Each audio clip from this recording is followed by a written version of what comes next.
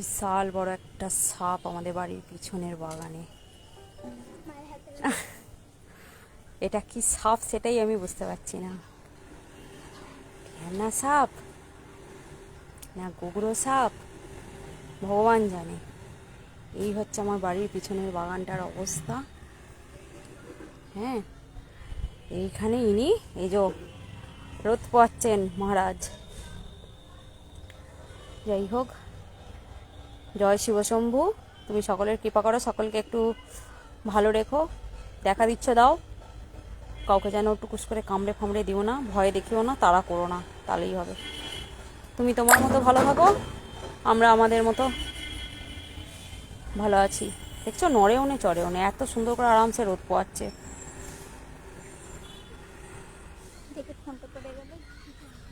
আমার মেয়ে আবার বলছে যে ফোনটা যদি পড়ে যায় মা কি হবে, তাহলেই ভাবুন অবস্থাটা কি বাবারে। আমি, আমার মেয়ে, আমরা সবাই মিলে দেখছি সাপটাকে। আহা, রোদ পোয়াচ্ছে, কিন্তু এটা কি সাপ? এটাই হচ্ছে বড় প্রশ্ন। আচ্ছা, ঢ্যামনা সাপ হলে তো এটা কালো হতো, কিন্তু এটা হলুদ। ওই জন্যই ভাবছি এটা কি সাপ।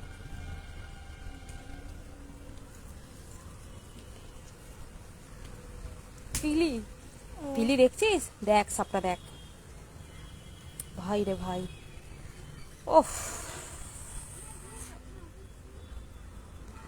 ওরে আমার ঘরের পিছনের বাগানটায় পেয়ারা গাছ কেটেছিলাম, কেটে সেই ডালের শুকনো পাতাগুলো পড়ে আছে, ওই তার উপরে রোদ পোয়াচ্ছে।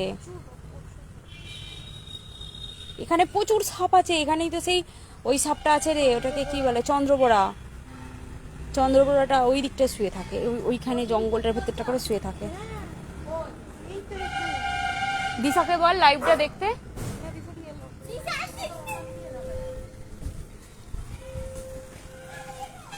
বাপরে, ফোনটা যদি ধপড়ে পড়ে যায় কি হবে?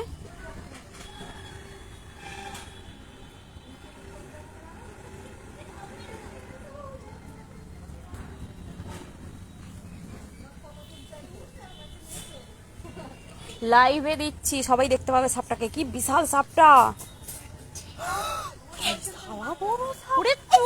লাইভ হচ্ছে,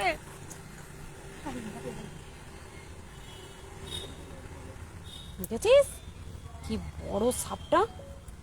কি সাপ এটা? গোগরো সাপ হবে? তাহলে মাথার ফনা কয়? ও, আমার বড় মেয়ে আবার বলছে ও কি সবসময় ফনা খুলে বসে থাকবে? তোমরাই বলো তাহলে কি অবস্থা। মা, দিশা তো স্নান পান সব হয়ে গেছে, চুলটা খুলে গেল।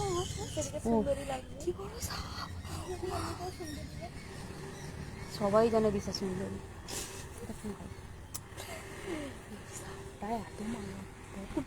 তুই মিনিমাম 5.5 থেকে 6 হাত হবে।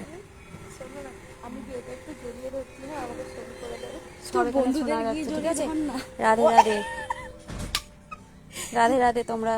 হ্যাঁ ভাই, তোমার জন্যই অপেক্ষা করছিলাম। তুমি এবার দেখে বলো এটাকে কি সাপ। তুমি হচ্ছে সাপের স্পেশালিস্ট। এত বড় সাপটা 5 থেকে 5.5 হাত। হ্যাঁ, ঢ্যামলে নয়, হলুদ রঙের যে। এটা কি সাপ ভাই তুমি বলো। আমি জানি তোমরা সাপ ধরো, তোমরা জানো কি সাপ। বোড়াটাও নয়, বোড়াটা নয়, বোড়াটার উপরে তো চাকা চাকা দাগ না।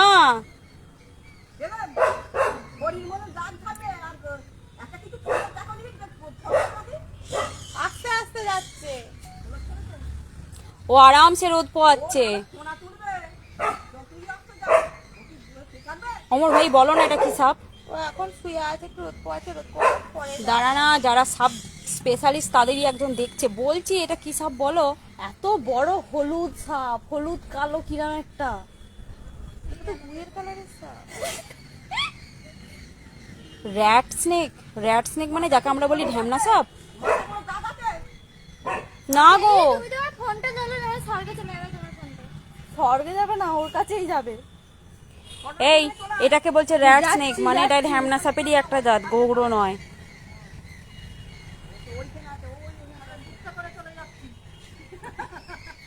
এইদিকে এলে কি বড় সাপটা, মানে এত বেঁকিয়েও এত বড়। তখন শুয়েছিল ওই ওজলাগুলোর ওপর থেকে।